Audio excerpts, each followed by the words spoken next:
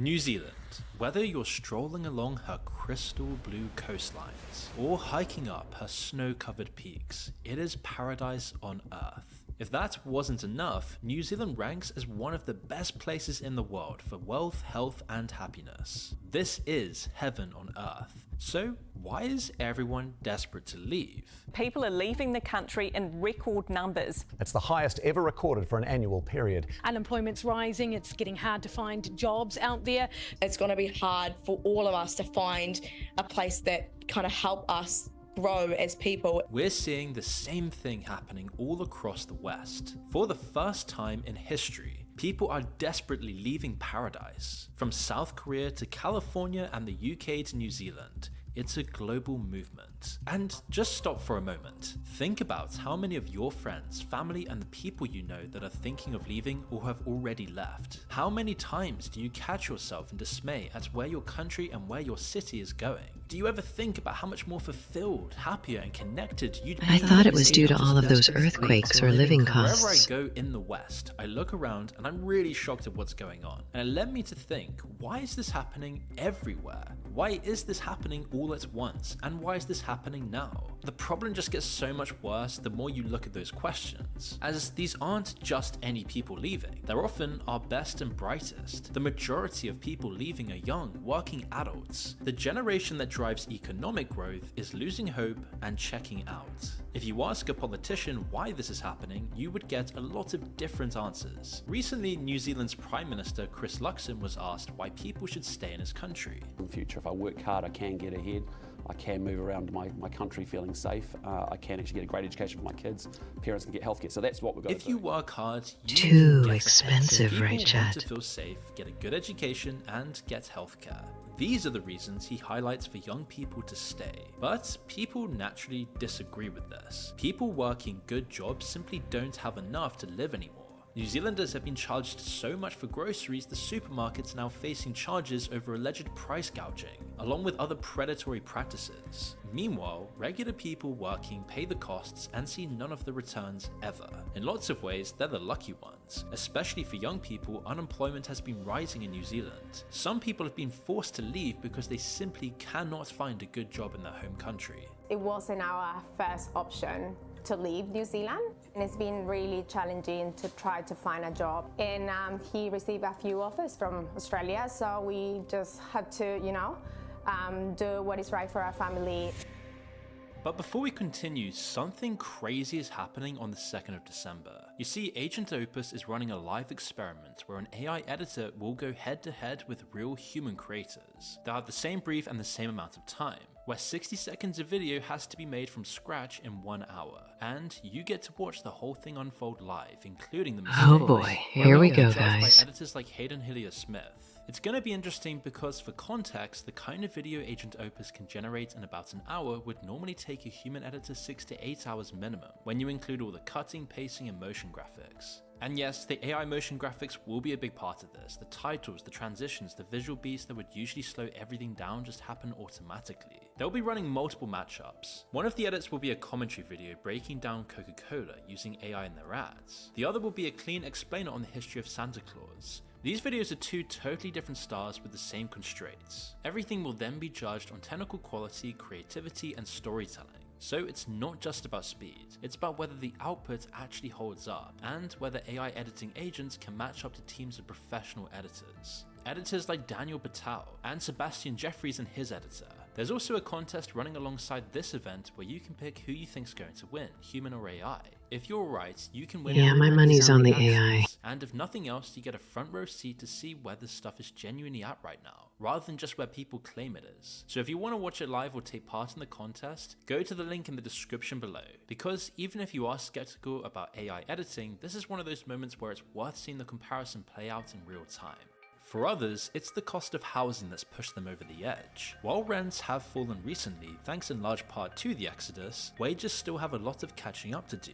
This is often the problem. Price hikes for groceries, bills, and everything else haven't been met by rising wages. So when the cost of living skyrockets, people get less out of life. And in 2024, wages grew by less than half of inflation in New Zealand. Like most in the West, the country's population is also aging rapidly, with fertility rates at 1.58 births per woman, well below the replacement rate. They, like every other Western country, have used immigration to mask their own challenges, but this isn't holding up. Everything is so expensive. To even stay. Last year, 30,000 more people left New Zealand for Australia than came back. It's the biggest loss in over a decade, and most were under 30, young professionals, skilled workers, nurses with a decade of experience who couldn't land a job at home.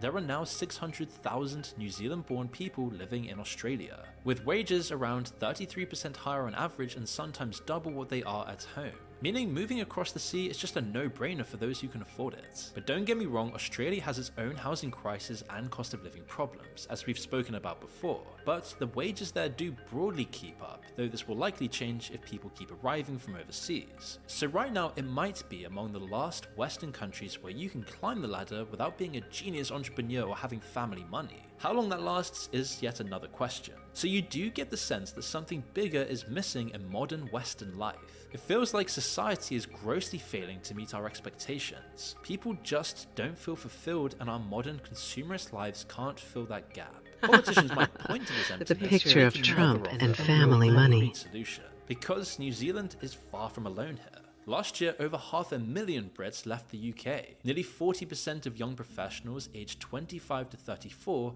are actively planning to leave in the next 5 years. IT workers, healthcare workers, teachers, these are the people who make a country function, who create the culture to begin with. Some head to Dubai for tax-free salaries and consumerist luxury, where wealth is the culture and authoritarian safety keeps the streets clean. Dubai has 250,000 Brits now, rising sharply over the past decade. If you're wealthy, Dubai is a consumerist paradise. Luxury villas, pools, it's an adult playground. There is no political wokeness, no cancel culture, no high taxes, just easy living in a barren desert, where all of your desires will be catered to regardless of law, unless you're one of the millions of migrant workers who built the place. But the question is, why leave the beautiful UK for that? The UK, like so many others in the West, has become an extractive society. Money funneled to London and the elites who buy more assets and increase control. That is normally how it works. The damage of this is visible everywhere. Proud buildings and prosperous neighborhoods sucked dry and left to rot. Beautiful old towns completely abandoned. Churches sold to the rich, while the community is completely destroyed. High rents and less disposable income have killed British towns and villages. You walk around and it's just people loitering in Turkish barbershops. And the US is starting to see the same thing.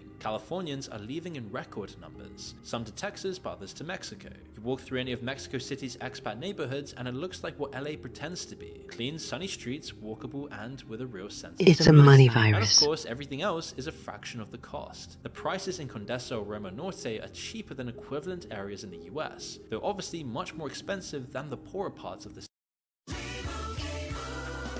And Doug. Imagine if we could tell everyone here that Liberty Mutual city. The streets are clean and sunny with trees lining the sidewalks. Everything is walkable and crime is somehow pretty low in these areas. The biggest difference though is really in the community itself. The atmosphere in these neighborhoods is just different. People are lively, happier, and willing to actually talk to each other. Just living and working in the same neighborhood instead of commuting an hour each way is a massive improvement on Western life already. There are independent coffee shops and restaurants everywhere at just seemingly normal prices. And these are all signs that there's a thriving local economy. Real neighborhood businesses run by real people, and it gives the area life, making it feel like an actual community rather than just a collection of isolated units, an endless suburban sprawl. Of course, the Westerners who move to places like this are often just living in a bubble to some extent, leveraging their Western salaries, whether through remote work or savings to afford a higher quality of life than they could back home. But that's exactly the point. You're getting a better deal, a better quality of life for the same money or less. You just feel generally happier in life. But here's where this mass exodus from the West gets strange and unexpected. You know the obvious candidates: Australia, Thailand, Mexico, and Canada. But it seems like today, people are more regularly leaving Western countries. You're stretching the euro or American dollar. And Albania. A Polish think tank recently found that fewer people are heading to the West and more Western migrants are actually coming into Poland. Videos on Instagram and TikTok show stunningly clean, beautiful, modern and cosmopolitan cities full of vibrancy. And similar to Mexico to the US, the culture seems alive when at home it's dying. 20 years ago, suggesting that someone would leave London for Albania or somewhere like Warsaw or Bucharest would have been insane. Albania was what people were supposed to be fleeing from. Over a third of their population, 1.5 million people emigrated in 25 years. Poverty, crime, and the Albanian mafia all once colored people's perception of it. Now, Albania is one of the safest countries in Europe. All while the mafia criminals emigrated to the West. And it's the same situation in Croatia, Bulgaria, Lithuania, even recently countries like Bosnia are safer most. A one-bedroom flat in Eastern Europe costs 500 euros. In London, at least 1,800 easily. Same quality of life, sometimes much better. You've got better romantic interests, more community, and a general sense of happiness and ease. In South Asia, the difference is even more stark. In Thailand's Chiang Mai, you can live comfortably for well under $1,000 a month and have an amazing lifestyle. It's why we always see these videos of Bangkok's insane skyline on your Instagram or TikTok feed. But it's not all just about affordability and culture. Nearly half of UK expats say their mental health improved within 6 months of leaving. What you realize is that they're not running away, they're just running towards something the West can no longer provide. The calculation has flipped. Countries we look down on are actually outcompeting the West on safety, affordability, community, and quality of life. Clearly, there's something brewing here other than economics. This feels like a symptom of something deeper and more systemic under the surface. Our modern societies, the most Sometimes you need a fresh new start in a new country, free of mental stress. There's a fatal mismatch between what they expected to be and actually are. There's this common theory called Maslow's hierarchy of needs, a pyramid showing what humans need to thrive, not just survive. At the bottom, food, water, shelter. One level up, safety, stable job, healthcare. Next, community, belonging, connection. Above that, respect, achievement, purpose. And at the top, self-actualization, realizing your potential and finding meaning. Western societies in the 70s and 80s were moving up this pyramid, and they often compared themselves to others. One of the core principles of the US was the pursuit to happiness. And of course, Western countries participated in the Renaissance. They industrialized earlier than most, and people from the middle and upper classes grew richer and richer.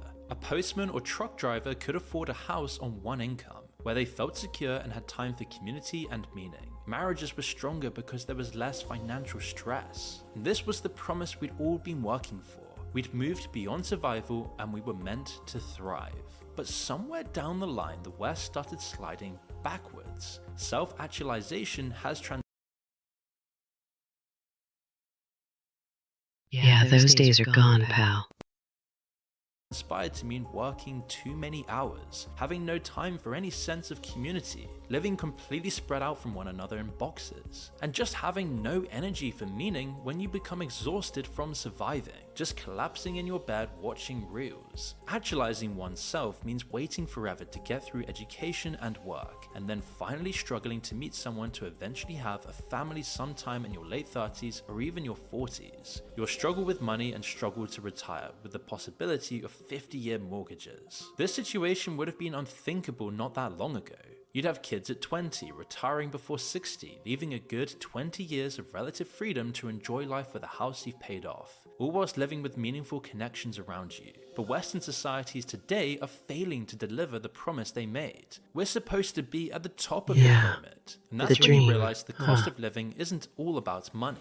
It's what you're willing to pay financially, emotionally, psychologically, even spiritually to live in a Western country. That cost-benefit analysis has reached a tipping point. We pay so much and get just less and less out of it. It's a serious case of diminishing returns. People are calculating. I can barely survive, I have no community, I have no purpose, I have no real true friends, everything's transactional, and I have no future. So why am I paying this price, along with heavy taxation?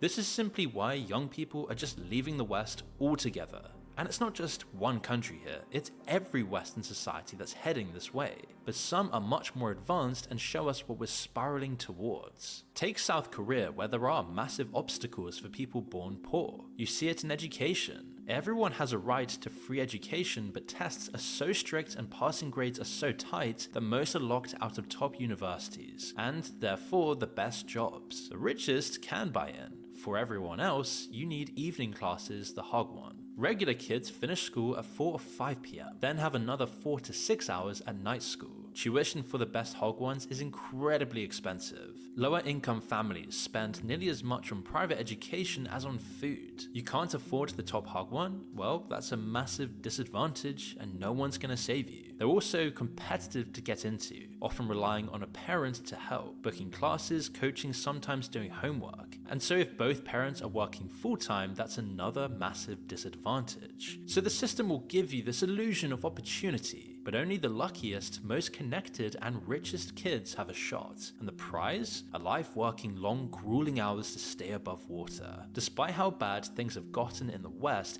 it's not quite as bad as South Korea yet. But for years, South Korean culture has seen moving to the US as the ultimate goal for their children. That was the selling point of the US. You weren't limited by class or background. It's why today there are 2 million Koreans living in the US. Over half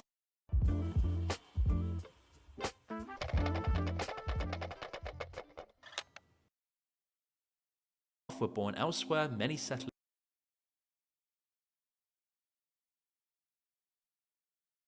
Yeah, the workforce is so hard on you in the East, though.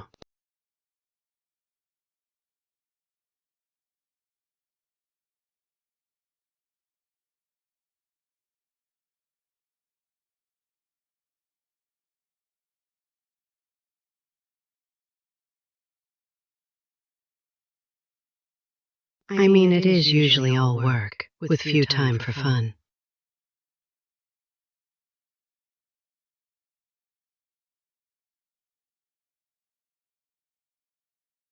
In California, and you can see why: the climates, beaches, mountains, and forests just across the Pacific Ocean. But opportunities were what counted underneath the aesthetic. Broadly speaking, you could earn a good living if you put your mind to it, providing you had a strong work ethic. But opportunities were also accessible due to the West's inclusive institutions and open society. With things as they are now though, how much longer will this illusion even last? Koreans are some of the hardest working people in the world, but soon even they will fail to make it in a Western society rigged against them. The West is still living off its reputation, but that reputation is built on a foundation that rotted out decades ago. People arrive expecting the West that they were sold with movies. If it's in the US, it'll be the American dream, land of opportunity, streets paved with gold. Then they get the reality instead: precarious work, unaffordable housing, social isolation, homeless people everywhere on the streets, and a general apathy in the air with no path upwards. And often the only thing propping up lots of high streets is crime. Over in England, just recently, it was uncovered that hundreds of small shops on British high streets were all linked to a single crime network run by Kurdish immigrants. They operated as fronts, selling illegal tobacco and vapes on the side to supplement their income. But here's the irony though: even though the word is getting out, people are still desperate to get to the West. The soft power is ever present. London, California, they still have the glow, the reputation built over decades. You see it everywhere. South Koreans still dream of moving to America. Yes, sir. 저는 미국에 살아도 좋을 것 같다고 생각은 해요. People from developing countries in the Commonwealth think that London is the dream. The West previously deserved reputation, along with its marketing in movies, media, and decades of cultural dominance still works. But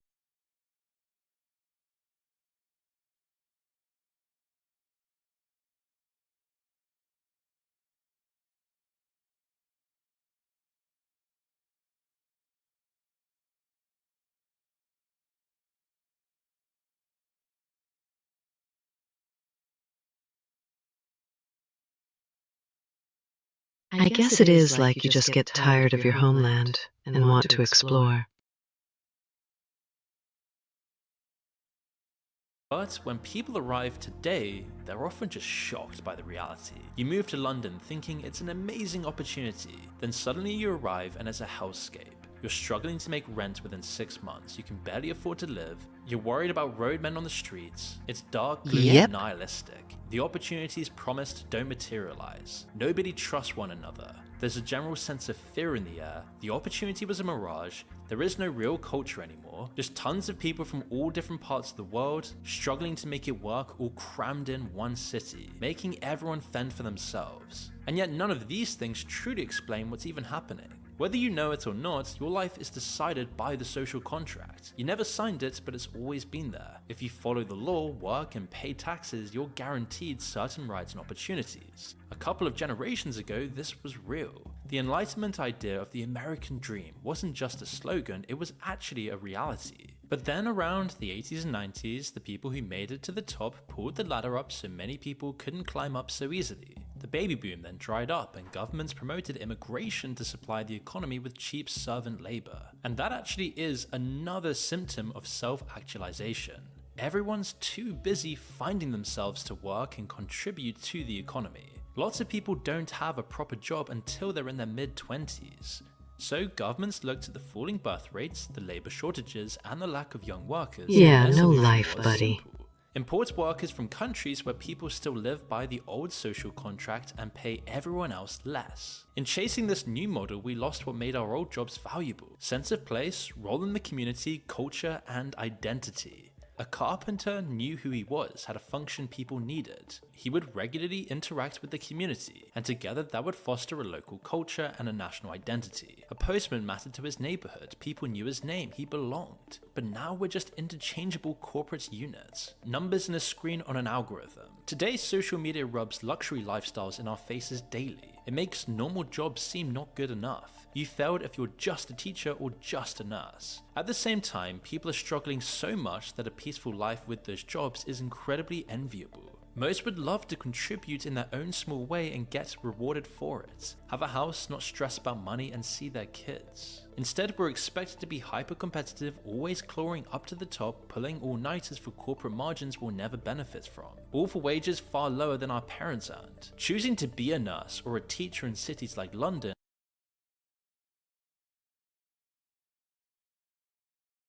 We are just numbers and tools and soon forgotten.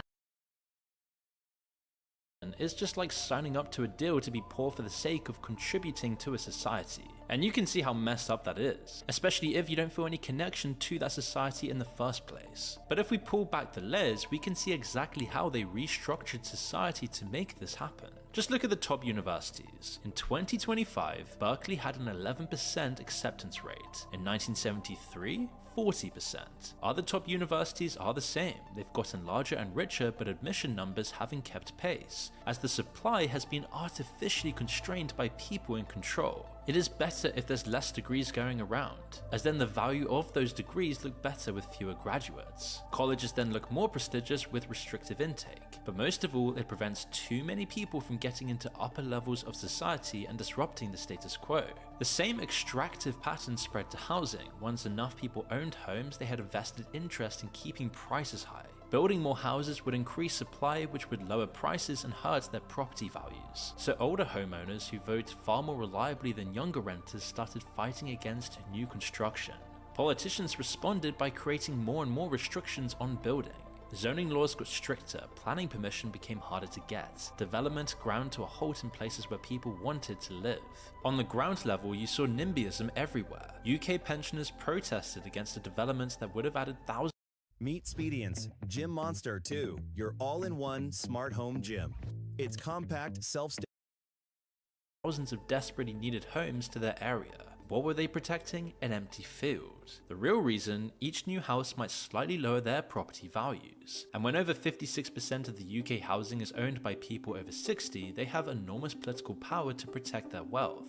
So the results are predictable. Rents skyrocketed because supply just couldn't keep up with demand, especially with rising mass immigration. Young people would then be entirely priced out of the housing market, having no real opportunity to buy homes like their parents did. On a wider scale, even more red tape was created. Old people vote more than young people, so politicians cater to their demands, however destructive this could be long term. It's all part of a process that Bourdieu called utopia of endless exploitation, But he argued the current path housing market is just absurd these days. Structures for the sake of pure market logic, creating what he called the absolute reign of flexibility. Fixed-term contracts instead of stable jobs, constant competition within companies, even within teams. The workplace is full of self-monitoring and self-exploitation disguised as autonomy. You're told you're your own boss and that you have freedom, but you're just exploiting yourself more efficiently. He said, in this way, a Darwinian world emerges. It is the struggle of all against all at all levels of the hierarchy, which finds support through everyone clinging to their job and organization under conditions of insecurity, suffering, and stress. That means governments and companies, often working in tandem, progressively dismantle where community could happen. Third places, cafes, libraries, community centers, corner pubs, nice downtown areas, barbershops even, where you'd run into neighbors, are just disappearing completely. In America, we see it specifically with even public transport being completely wiped away in favor of giant freeways, where you just commute every single day, going from your house to work, and nothing else, all in the pursuit of a more efficient economic model. But these spaces were critical. They buffered stress, loneliness, and alienation, and when they disappear, everything worsens. Isolation, crime, addiction, and cultural polarization. This is the deeper issue. We might scrape out a living, but anything else is just a fantasy. And when it comes to what people need to feel human, most people don't have access to that like they once did. And for those hellbent on making a living in this system, never-ending you'll cycle. often have to move to the big city. How many people do you know who did that? And how many of them got burned out? How many do you think secretly don't enjoy it even if they don't admit it to save face and prevent themselves from breaking down? The city is where success is made, right? Or really, is that something you need to do to survive because there's no choice? Maybe you hate the idea of just being one in millions living in a city. And what does it look like when you get there? Drag yourself out of bed, commute, slave at corporate tasks from an algorithm. Your colleagues are there for the exact same reasons. You all know you could be replaced. There's no real connection, and you all have to stifle your own real, authentic selves. When it's done, you're completely burnt out, repressed, with no time or energy for anything but eating and chores. Then vegging out to some doom scrolling, trying not to think about tomorrow or the day after that. Or if you work at home, there comes the motivation-sapping isolation, the loneliness, the grueling lack of social contact that makes you feel less secure. Like everything great is happening somewhere else in the city and you're not invited. See, where is the reward here? Where's the progression when so many of us are living like this? You don't see the actual rewards for your work and it destroys people's sense of self. It's only visible in consumerist life. Struggling just to go from cheap instant coffee to expensive lattes, from cheap fast fashion to expensive designer fast fashion made in the same factory. Maybe a slightly better TV to collapse in front of, but there is just no goal past that. So is it really any surprise that people are rejecting this destroyed social contract and moving away, often taking much bigger risks than they once did? Most people don't even want to do this, even if they do end up enjoying it. No dreams. Do you really want to leave your friends and family permanently? Do you really want to live somewhere all the way across the world, in a completely different culture and language? Well, when your society becomes so extractive and the social contract is so broken, sometimes it is just the only option. And it's a much better option than just staying where you are. And I mean, if you're going to be happier somewhere else, then it's probably worth doing. It's probably the necessary sacrifice needed. It is just why so many of us are leaving the West at this point. But at this point, you might wonder what you could actually do in this situation. As we all know, we're getting a bad deal in the West. Globalization and technology have damaged society, of course. Your job might have been outsourced or your community fell apart under the pressure of change. But history tells us tides always change. First the Great Depression, then the New Deal. Governments of New Zealand, the UK and everywhere in the West might not have realized this yet, but they will soon. And it's now your choice where you end up. Most will be unwilling to move. You might want to stick close to family or weather the storm wherever you are. But don't forget that there are other burgeoning opportunities elsewhere, and other societies might actually appreciate and reward your work more. It might just be worth the risk, and to reset your mind at least for a few years. Because once you leave the West, you finally get true perspective on how life I guess not me. Time to move.